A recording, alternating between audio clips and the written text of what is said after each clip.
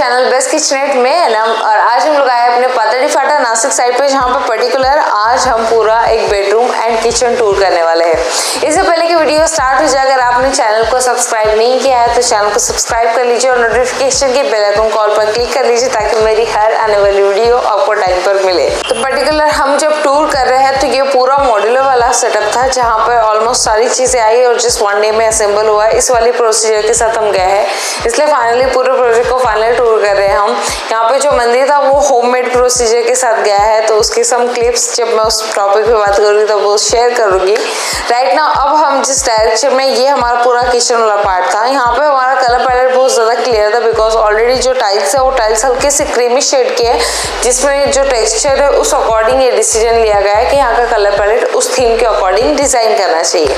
ये सारी चीज़ें कब क्लियर होती है कि हमें कितने ज़्यादा बास्केट नेसेसरी है, कितने शटर नेसेसरी है, कौन सा कलर मान लिया ओके है, एंड कलर पैलेट कैसा है, लाइट इफेक्ट कितने हैं, ये सारी चीज़ें जब हम 3D में प्लान करते हैं उस बेसिस पर डिसीजन लिया जाता है कि एग्जैक्ट कैसे प्लान करना चाहिए।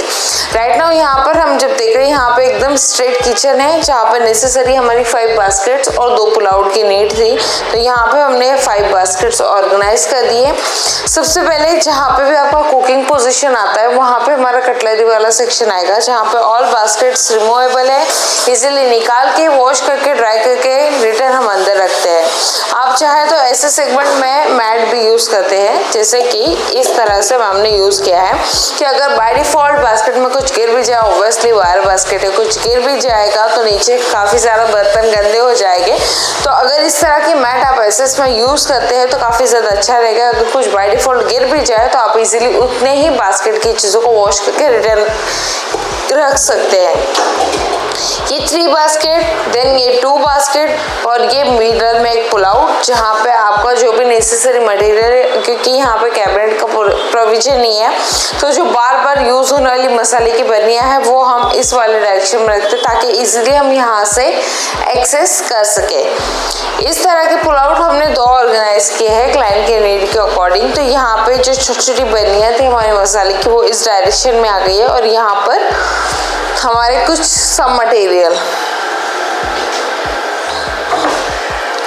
कप सा थाली में आप चाहे तो छोटी छोटी थालियाँ भी रख सकते हैं और इसमें अगर चाहे तो थोड़ी सी बड़ी साइज की थालियाँ, लगभग 11 से 12 इंच की थाली भी आराम से आप ऑर्गेनाइज कर सकते हैं। और साइड के स्पेस में आप चाहे तो कप रख सकते हैं या छोटे छोटे बाउल्स, ग्लासेस, जो भी आपको रखना है। एलपीजी ऑलरेडी बाहर है तो एलपीजी के स्पेस पे एक और ऑप्शन ये मिला कि मिडल में एक शेल्फ दे दिए ताकि उतने स्पेस का आप काफ़ी अच्छे तरीके से यूटिलाइज कर सकते हैं कि मिडल और नीचे और अपर डाउन दोनों साइड आप यूज़ कर लिए। सिंक वाला एरिया है, ऑब्वियसली सिंक वाले एरिया के अंदर भी यही चीज़ हो जाती है कि वहाँ पर पाइप वाला सेगमेंट आ जाता है तो हम नीचे और ऊपर के स्पेस का यूज़ नहीं कर पाते।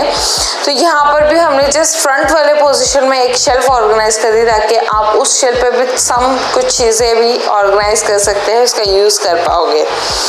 या फिर आप चाहे तो पूरा ब्लैंक छोड़ दीजिए, आपका डस्टबिन है, मॉड्यूलर डस्टबिन है, उस हिसाब से आप उसे ऑर्गेनाइज कर सकते हैं। कलर पैलेट क्लियर था कि हम पूरा एक सिंगल कलर ले लेंगे और यहाँ पे ऐसे स्टॉपेज यूज किया है, हेडेड चैनल के साथ है। उसी तरह से क्लाइंट की एक और नीड थी कि उन्हें सामने एक सर्विस काउंटर की नीड थी। सर्विस काउंटर को अगर आप देखोगे तो सर्विस काउंटर में हमने इस तरह का एक सर्विस काउंटर ऑर्गेनाइज कर दिया जिसको एक एग्जैक्ट अप्लायंसेस के लिए यूज किया जा रहा है। ऑलरेडी यह सर्विस काउंटर बना हुआ था, काफी छोटा था, जिसको हमने फ्रंट से एक पट्टी देते हुए और थोड़ा सा डीप में बड़ा कर लिया।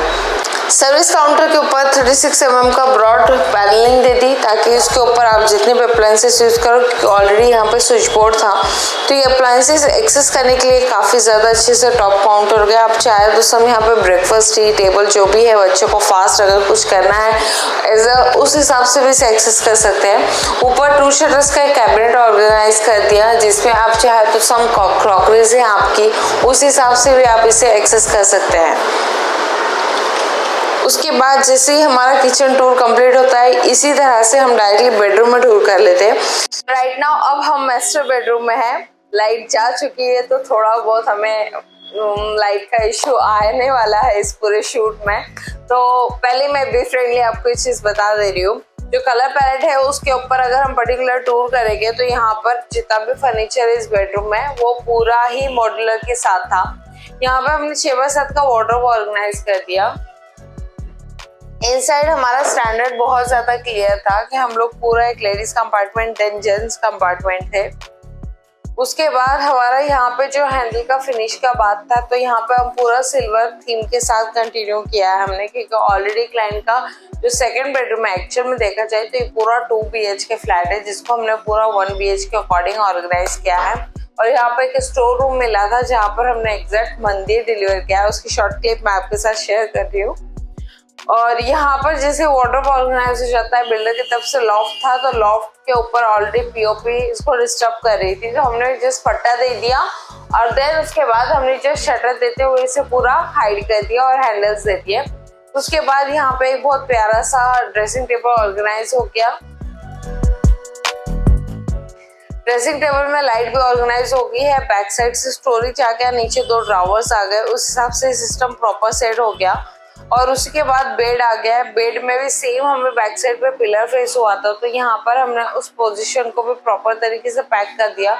बैक साइड में लेदर में हमने बैक कुशनिंग कर दी है और यहाँ पे बेड भी ऑर्गेनाइज हो गया। बेड का भी शॉर्ट क्लिप मैं आपके साथ शेयर कर रही हूँ। तो इस हिसाब से मॉडल का बेनिफिट ये हो जाता है कि अगर आप घर से कहीं अदर साइड पे भी शिफ्ट हो जाओ तो आप इस पूरे फर्नीचर को अपने साथ मूव कर सकते हो। बट इसी पोजीशन को अगर आप होममेड प्रोसीजर के साथ जाओगे तो होममेड में ये पॉसिबल नहीं है, बिकॉज फर्नीचर अपनी जगह पे फिक्स हो जाता है जहाँ से आप फर्नीचर को मूव नहीं कर पाते।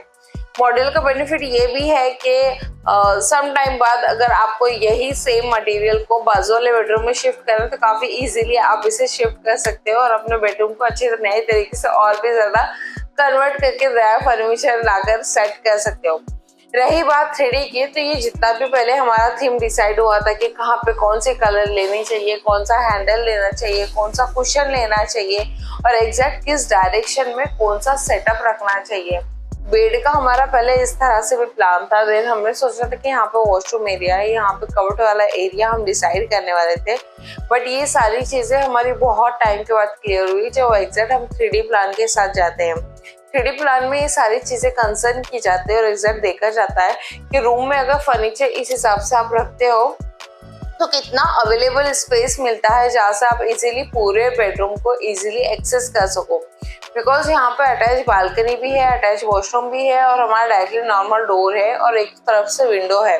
तो इफ अगर हमें पूरा नेसेसरी फर्नीचर इसी बेडरूम में चाहिए था तो हमें एक अवेलेबल स्पेस भी चाहिए थी जो कि हम इजीली एक्सेस कर सकें।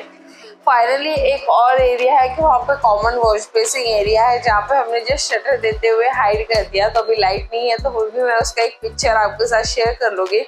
तो अगर आपके भी कॉमन वॉश बेसिंग वाले पार्ट को आप हाइड करना चाहते हो तो इस तरह का हिडन वाला फॉर्मूला भी आप एप्लीकेबल कर सकते हो कि जस्ट शटर देते हुए उसे हाइड कर दीजिए एंड उसी के नीचे आप अपना normal dustbin, hand wash, Harpic जो भी मटेरियल आपको हाइड करना है आप इजीली उसके नीचे हाइड कर सकते हो। रही बात मटेरियल की, तो जितना भी फर्नीचर वाला मटेरियल है वो पूरा BWR boiling water resistance price हुआ है। बोथ साइड लैमिनेट है, इनसाइड वाइट होता है, आउटसाइड जो भी आप चॉइस करते हैं वो कलर लैमिनेट उसके ऊपर स्टिक किए जाते हैं। हार्डवेयर की बात करेंगे तो पूरा हार्डवेयर एक्सलेंस ब्रांड के साथ जाता है। बाकी सब अगर आपकी कोई रिक्वायरमेंट है कि आपको हेरिटेज में चाहिए, ये चाहिए, वो चाहिए, तो सब मटेरियल्स हार्डवेयर उस अकॉर्डिंग प्लस माइनस अमाउंट करते हुए वो भी परचेस कर दिए जाते हैं। सब कुछ सॉफ्टवेयर सिस्टम के साथ गया है। हैंडल्स आपको पता है हम एवरी टाइम थीम के अकॉर्डिंग हैंडल के साथ जाते हैं कि जहाँ पे रोज गोल्ड फिनिश है वहाँ पे rose gold and silver finish और गोल्ड फिनिश, बहुत सारे आपको भी वो चीजें पता है। तो फाइनली पूरे प्रोजेक्ट के अगर अमाउंट के बारे में बात करेंगे तो अगर आप पूरी अमाउंट जानना चाहते हो तो आपको पता है हमेशा प्लस माइनस में अमाउंट रहती है। बिकॉज इसमें आपका मेन रहता है कि आप कौन सा मटेरियल चूज कर रहे हो, कौन सा साइजेस चूज कर रहे हो, कौन सी क्वालिटी चूज कर रहे हो, कौन सा एग्जैक्ट लैमिनेट चूज कर रहे हो। तो अगर पर्टिकुलर आप अपने पर्टिकुलर बजट का प्राइस जानना चाह रहे हैं तो आप नीचे दिए गए नंबर पर कांटेक्ट करके डिस्कस कर सकते हैं और इस पूरे प्रोजेक्ट का भी प्राइस जानना चाहते हैं तो आप उसी नंबर पर डिस्कस कर सकते हैं। उम्मीद करती हूँ आज का वीडियो आप लोगों को पसंद आया होगा। अगर आप मेरे और किसी टॉपिक पर वीडियो चाहते हो तो कमेंट जरूर कीजिएगा। मिलते हैं एक नए वीडियो के साथ, तब तक के लिए बाय बाय।